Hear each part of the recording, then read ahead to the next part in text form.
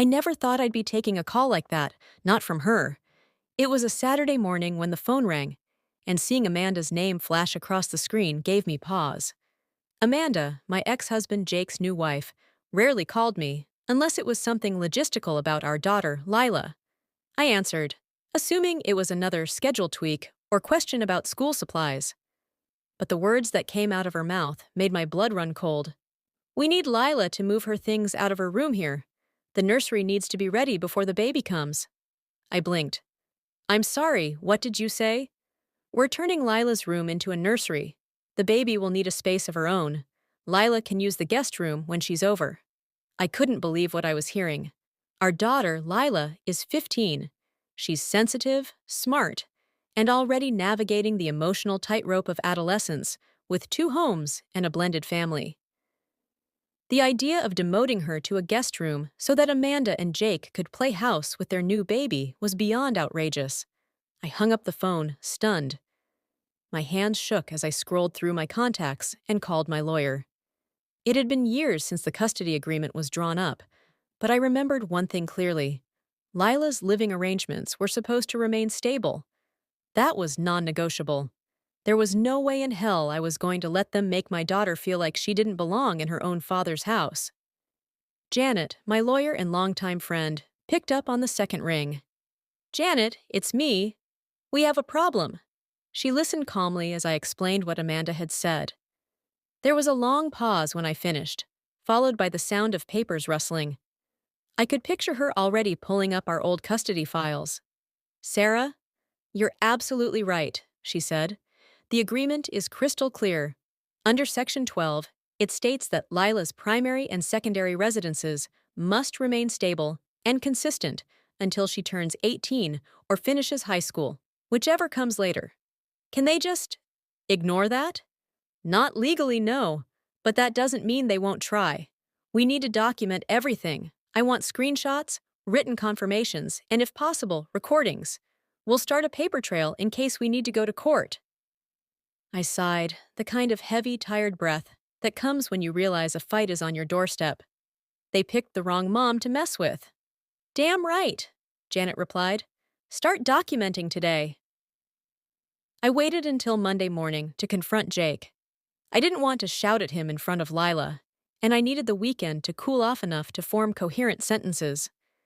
We met at a coffee shop midway between our houses. So, Amanda wants to kick Lila out of her room, I began, not bothering with pleasantries. Jake rubbed his face, already looking tired. She's just excited about the baby. You know how it is. This isn't about excitement, Jake. It's about our daughter having a safe, stable space in your home. You know the custody agreement. If you go through with this, I'll file for full custody. He looked up at me then, his expression unreadable. Amanda thinks the guest room is fine. I don't care what Amanda thinks. Lila isn't a guest. She's your daughter. And if you can't see that, maybe you shouldn't have shared custody. He didn't answer. I stood, heart pounding. The line had been drawn. Later that week, Janet called me with a voice that buzzed with restrained energy. I found something. You're going to want to hear this. She'd been quietly monitoring Amanda's online activity, and what she discovered was worse than I imagined.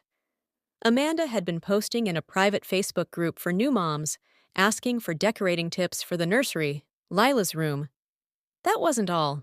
There were screenshots, dated months back, where she referred to Lila as Jake's baggage, and said things like, "Can't wait until we have the house to ourselves." I felt like I'd been punched in the stomach. Amanda wasn't just enthusiastic about the baby. She was orchestrating a plan to push Lila out of her own father's life. The post dripped with condescension and cruelty, the kind you can only direct at someone who threatens your perfect little narrative. Janet was already preparing the evidence packet. This is gold. It shows premeditation and emotional abuse. The court won't like it. I'm not stopping until Lila is safe, I said. We filed the motion that Friday. Full custody. It wasn't just about a bedroom anymore. It was about dignity, emotional security, love. Jake's attorney reached out almost immediately, trying to smooth things over. There must be some misunderstanding, he said. Jake is willing to talk. But I wasn't. Not this time. Lila deserved more than conversations and compromises. She deserved parents who stood up for her. Janet presented our case with steely calm. The evidence spoke volumes. The posts, the clause in the custody agreement, Lila's testimony about how she felt invisible at her dad's house ever since. Amanda got pregnant. Amanda didn't show up to court. Jake did, looking every bit like a man who realized too late that he'd been asleep at the wheel. It all came to a head 1 week after the first court hearing. Jake called me, his voice quiet, almost broken.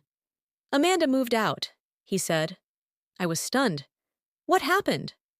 "I told her we couldn't change Lila's room, that the nursery would have to go somewhere else. I told her I wouldn't make my daughter feel like a guest. She flipped, packed a bag and left, said she wasn't going to compete with a teenager." I didn't say anything for a moment. I wanted to feel triumphant, but mostly I felt exhausted. "You did the right thing," I said. Finally, there was a long pause. "I messed up, Sarah. I let things slide. I let her take over. I didn't see how much it was hurting Lila." "Then start fixing it."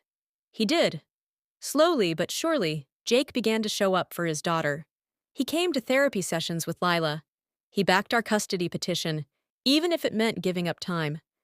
He understood that rebuilding trust would take more than promises. Amanda didn't come back. She had the baby, but her relationship with Jake was over. And for the first time in a long while, Lila said to me, "I think Dad really sees me now." That was everything. The final court ruling came in mid-April, just before spring break. The judge reviewed the evidence, the testimonies, and the psychological reports, then made a decision that changed everything for us. Lila was granted agency over her living situation. The agreement was modified so that she could choose where she wanted to stay and when. It was unprecedented for a 15-year-old, but the judge stated clearly, "This child has demonstrated emotional intelligence and maturity beyond her years. Her voice will be prioritized." I looked over at her in the courtroom, sitting beside me with her hands folded and chin high. I saw in her a kind of strength I hadn't recognized before. Not defiant, not angry, just ready to be heard.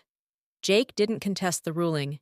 In fact, he agreed to every condition, including court-ordered therapy for himself and Lila, as well as background checks for any future romantic partners who would spend time in the home.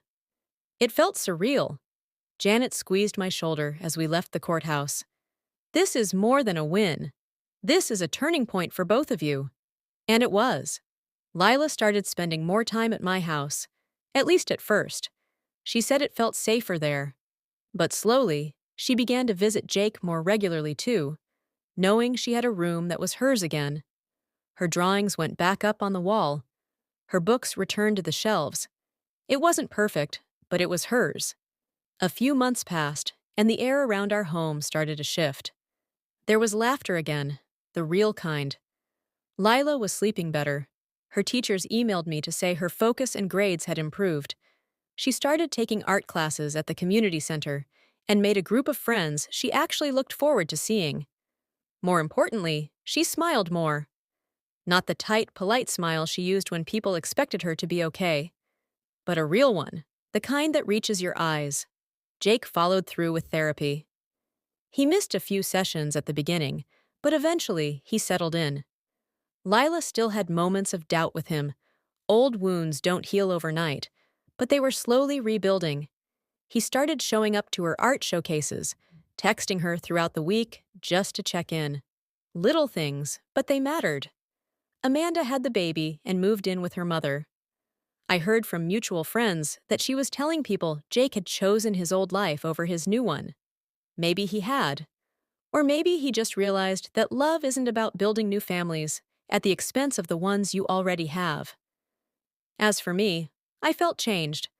I was always a good mother, I knew that.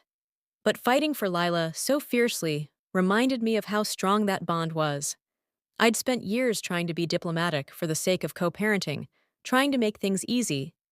But sometimes love means drawing a line and saying, "You don't cross this." Lila still had 2 homes. But now, she had something even more important, the power to choose and the confidence to believe that her voice mattered. And she knew deep down that when it came down to it, Her mom would always fight for her. Looking back, it still astonishes me how quickly something seemingly small, a phone call, a room change, can snowball into something that transforms lives. What began as a custody dispute over a bedroom became a full reevaluation of priorities, relationships, and parenting. I used to think protecting my daughter meant shielding her from conflict. I know better now. Protecting her meant being willing to enter the storm on her behalf, to stand up, speak out, and draw boundaries that even the people I once loved couldn't cross. Lila taught me as much as I taught her. I watched her find her voice, develop courage, and build the kind of self-worth I wish I'd had at her age. She learned that her feelings mattered, that her space mattered, that she mattered. And I learned that being a mother means doing the hard thing, especially when it would be easier to walk away. It means showing up, again and again, even when you're tired, even when you're scared. Because in the end, children need more than love. They need to know they are worth fighting for,